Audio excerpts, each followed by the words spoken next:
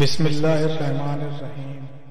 पैगम्बर आखिरुज़्ज़मा हज़रत मोहम्मद सल्लल्लाहु ताला अलैहि वसल्लम का जब वसाल हुआ और आपके जस्द अतहर को जब कब्र पे रखकर मिट्टी गिराई जाने लगी, ऐन उस मौके पर एक सहाबी हज़रत मुगीरा बिन शैबा रज़ियल्लाहु ताला अन्हु ने कसदन अपनी अंगूठी कब्र मुबारक में गिरा दी। अमीरुल मोमिनीन हज़रत अली करमल्लाहु ताला वजहुल करीम उस मौके पर मौजूद थे।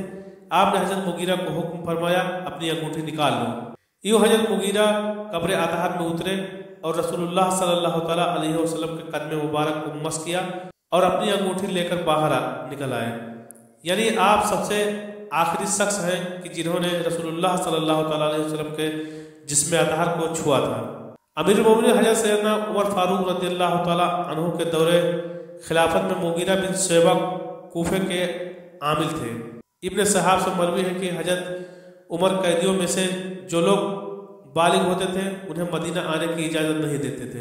एक मरतबा आपको कूफा के आमिल मुगीरा बिन शैबा ने एक खत लिखा कि मेरे पास एक ऐसा कारीगर गुलाम है जो लोहार भी है, बढ़ई भी है और नक्काश भी, लेकिन चूंकि अमीरुल मोमिनीन आपने बालिग कैदियों के मदीना दाखिल होने पर पाबंदी आयद कर रखी है तो ये मदीना दाखिल नहीं हो सकता। अगर आप इसे मदीना दाखिल होने की इजाज़त दे दें तो यकीनन ये मदीना के लोगों के लिए बहुत फ़ायदेमंद साबित होगा। हज़रत उमर फारूक रज़ियल्लाहु ताला अन्हु ने जब उस शख्स के बारे में अपने आमिल से इतना कुछ सुना तो ख्याल किया ऐसा शख्स यकीनन मदीने के वासियों के लिए निहायत सूदमंद हो रहेगा। चुनांचे आपने उस गुलाम कारीगर को मदीना दाखिल होने की इजाज़त दे दी। हज़रत मुगीरा ने इजाज़त मिलते ही उसे मदीना दाखिल कर दिया और उस पर 100 दरहम माहवार खराज मुकर्रर कर दिया। अभी उस गुलाम कारीगर को मदीना आए हुए कुछ अरसा ही गुजरा था कि वह अमीरुल मोमिनीन हज़रत उमर के पास ये शिकायत लेकर पहुंच गया कि मेरे आका मुगीरा ने जो मुझ पर खराज मुकर्रर कर रखा है वो बहुत ज़्यादा है जो मैं अदा नहीं कर सकता। हज़रत उमर ने उससे दरियाफ्त फरमाया, बताओ तुम क्या क्या काम जानते हो। वो अर्ज करने लगा, मैं फला फला काम जानता हूँ। उसने वो तमाम गिनवा दिए जिनके बारे में हज़रत मुगीरा ने बयान किया था। हज़रत उमर ने फरमाया, ये जो काम तुम बता रहे हो कि तुम जानते हो और इनमें महारत रखते हो, इनकी नौवियत के लिहाज से देखा जाए तो तुम्हारा अखराज बिल्कुल भी ज़्यादा नहीं है। वो गुलाम ये सुनकर नाराज हो गया और बड़बड़ाता हुआ वापस चला गया। चंद रातें गुजरी कि अमीरुल मोमिनीन हज़रत उमर का गुजरते हुए फिर उस गुलाम से सामना हो गया।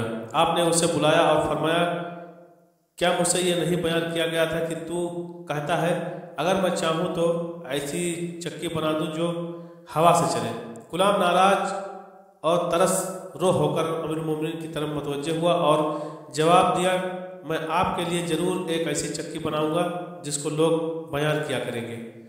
यह कहकर गुलाम ने पुष्ट फेरी और चलता बना। हज़रत उमर अपने हमरा साथियों की तरफ मुतवज्जे हुए और फरमाया, इस गुलाम ने मुझे अभी कत्ल करने की धमकी दी है।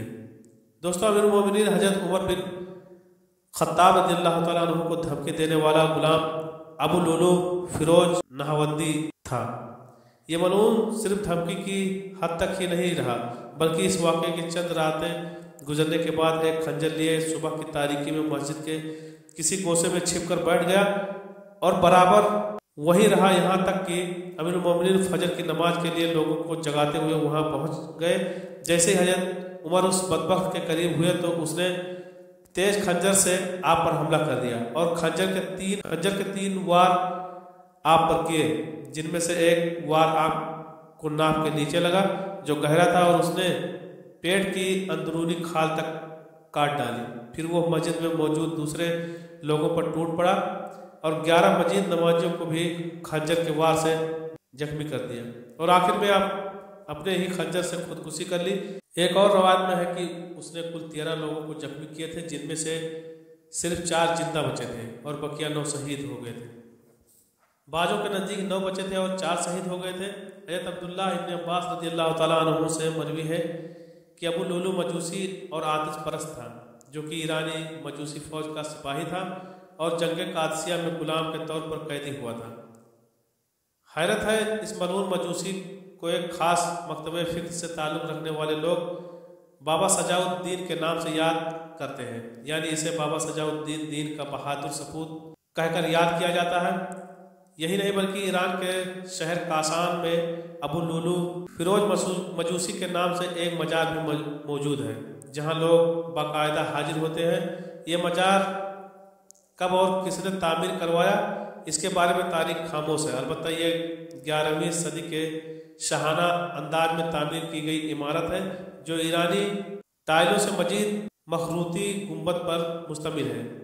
उससे भी ज़्यादा हैरत की बात यह है कि कुछ साल पहले तक इस्लाम के दूसरे खलीफा हज़रत उमर फारूक रज़ियल्लाहु तआला अन्हु के शहादत के दिन को जश्न उमर किसी के नाम से ईरान के तकरीबन तमाम बड़े शहर में मनाया जाता था, जिसे अरब ममालिक के पुरजोर एहतजाज पर हुक्काम ने बंद करवा दिया था।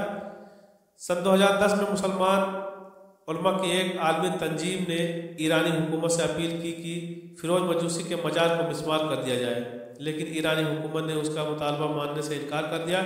इसके बाद जामिया अजहर ने भी इस मकबरे को गिराने का मुतालबा किया और ईरान से हर किस्म के सिफारती ताल्लुकात ख़त्म कर दिए, जिसकी वजह से ईरानी हुकूमत ने अबू लुलू मजूसी के मजार को मिस्मार तो न किया, अलबत्ता उसे बंद करके वो जगह मुकामी पुलिस हेडक्वार्टर में तब्दील कर दी।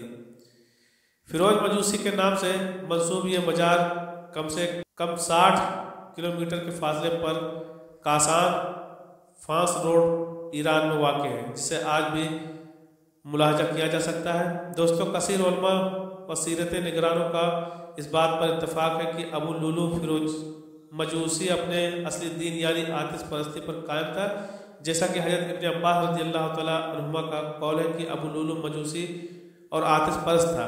अगर बिलफर्ज उसके मुसलमान या काफिर होने में कोई फैसला ना हो सके, तब भी वो एक मुनाफिक और कातिल था कि जिसने अपने दिल में मुनाफिकत रखते हुए आलम इस्लाम की एक अजीम शख्सियत को छुपकर बेदर्दी से कत्ल किया और फिर खुदकुशी कर ली। इस हकीकत को मद्देनजर रखते हुए यह फैसला करना आसान हो जाता है कि उसके मजार की क्या हकीकत हो सकती है। दुआ है रब्बुल आलमीन हमें हर जालिम के जुल्म से